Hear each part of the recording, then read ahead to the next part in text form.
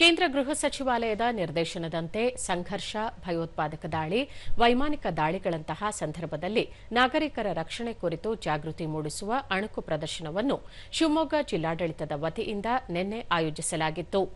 ನಗರದ ನೆಹರು ಕ್ರೀಡಾಂಗಣದಲ್ಲಿ ನಡೆದ ಅಣುಕು ಪ್ರದರ್ಶನದಲ್ಲಿ ಜಿಲ್ಲಾ ವಿಪತ್ತು ನಿರ್ವಹಣಾ ಪ್ರಾಧಿಕಾರ, ಗೃಹ ರಕ್ಷಕ ದಳ, ಪೊಲೀಸ್ ಸಿಬ್ಬಂದಿ, ಅಗ್ನಿಶಾಮಕ ದಳ, ನಾಗರಿಕ ರಕ್ಷಣಾ ಸ್ವಯಂ ಸೇವಕರು ಸೇರಿದಂತೆ ಇತರೆ ಇಲಾಖೆಗಳು ಪಾಲ್ಗೊಂಡಿದ್ದವು.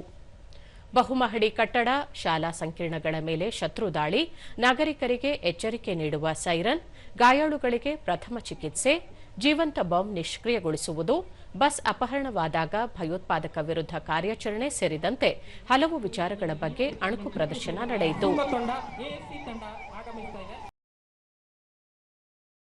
ರವಾನೆಗಾಗಿ ಕಂಟ್ರೋಲ್ ರೂಮ್ನವರು ಡಿ ಸ್ವಾಟ್ ಕ್ಯೂಆರ್ಟಿಗಳಿಗೆ ಸಹ ಡಿಆರ್ನ ಅಲರ್ಟ್ ಮಾಡ್ತಾ ಇದ್ದಾರೆ. ಅವರು ಸಹ ಈಗ ಕ್ಯೂಆರ್ಟಿ ತಂಡವನ್ನು ಕಳಿಸ್ಕೊಡ್ತಾ ಇದ್ದಾರೆ.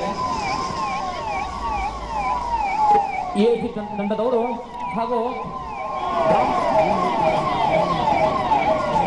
ಆಂಬುಲೆನ್ಸ್ ಆಗಮನವಾಗಿದೆ.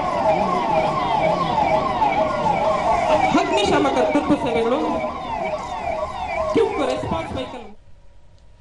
ಜಿಲ್ಲಾಧಿಕಾರಿ ಪ್ರಭುಲಿಂಗ ಕವಳಿಕಟ್ಟಿ, ವೈಮಾನಿಕ ದಾಳಿ, ಭಯೋತ್ಪಾದಕರ ದಾಳಿಯಂತಹ ಸಂದರ್ಭದಲ್ಲಿ ಸಾರ್ವಜನಿಕರು ಆತಂಕಕ್ಕೊಳಗಾಗದೆ ಸಂಬಂಧಪಟ್ಟ ಇಲಾಖೆಯನ್ನು ಸಂಪರ್ಕಿಸಬೇಕು. ಅಲ್ಲದೆ ಸುಳ್ಳು ಸುದ್ದಿಗಳಿಗೆ ಕಿವಿಗೊಡದೆ ಅಧಿಕೃತ ಮಾಹಿತಿಗಾಗಿ ಕಾಯಬೇಕು ಎಂದರು. ಐಡಿ ಅಂತ ವಸ್ತುಗಳು ಸಿಕ್ಕಾಗ ಅದನ್ನ ಯಾವ ರೀತಿ ಅವರು ಡಿಆಕ್ಟಿವೇಟ್ ಮಾಡಿದ್ರು ಅನ್ನುವಂತ ಪ್ರಾತ್ಯಕ್ಷಿಕೆಯನ್ನ ಈ ದಿವಸ ನಾವಿಲ್ಲಿ ಮಾಡಿದ್ವಿ. ಜಿಲ್ಲಾ ರಕ್ಷಣಾಧಿಕಾರಿ ಬಿ ನಿಖಿಲ್, ಜಿಲ್ಲಾಡಳಿತ ವತಿಯಿಂದ ವಿವಿಧ ಇಲಾಖೆಗಳ ಸಹಯೋಗದಲ್ಲಿ ಅಣುಕು ಪ್ರದರ್ಶನ ನಡೆಸಿ ಸಾರ್ವಜನಿಕರಲ್ಲಿ ಅರಿವು ಮೂಡಿಸಲಾಗಿದೆ ಎಂದು ತಿಳಿಸಿದರು.